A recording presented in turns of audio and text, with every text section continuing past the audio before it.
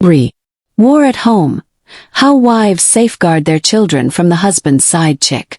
People talk about war like it's overseas, like it's fought with guns and bombs. But there's another kind of war, one that happens in the quiet halls of homes that look perfect on the outside. A war with no sirens, no battle cries, just broken vows and a mother's rage buried beneath grace. This is not a love story. It's a survival story. Meet Layla. She wasn't fighting for romance. She was fighting for her children's reality. The enemy didn't wear camouflage. She wore false lashes and weaponized femininity.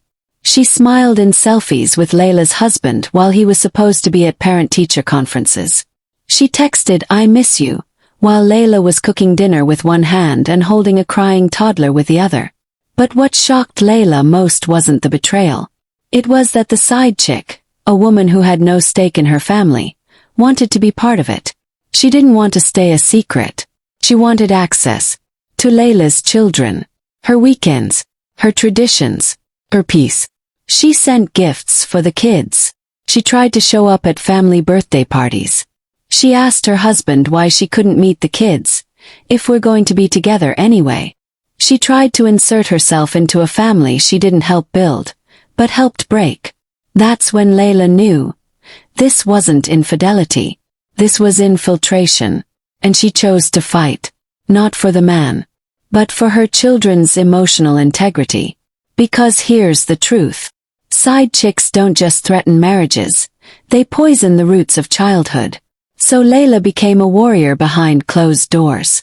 She gathered evidence, got legal protection, fought in court to protect visitation boundaries, not out of jealousy but for psychological safety.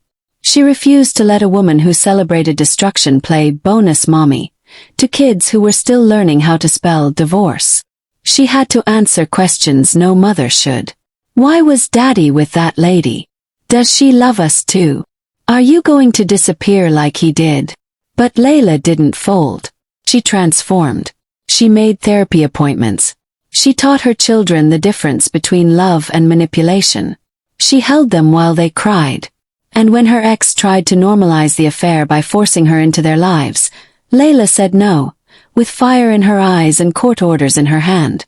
Because no woman gets to wreck a home and then walk its hallways like she built it.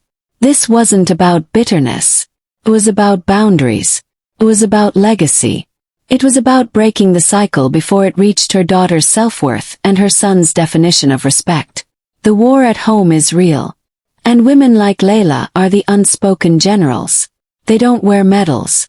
They wear dark circles under their eyes and quiet determination in their bones. They don't fight for attention.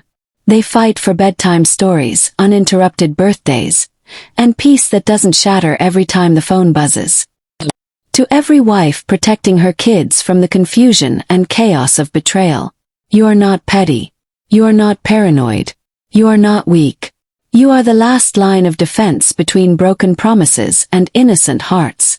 You are the war cry no one hears. And the reason your children still sleep so. The real lesson in this story is, when betrayal enters a home, a mother's role shifts from nurturer to protector. And that protection isn't just emotional, it's generational. It teaches us that cheating isn't just between adults. It's a ripple that hits children first. A side chick isn't just the other woman. She becomes a potential disruptor of a child's sense of safety, family, and trust. A mother's strength isn't shown in her tears. It's in her strategy, her silence, and her refusal to let broken love raise her children.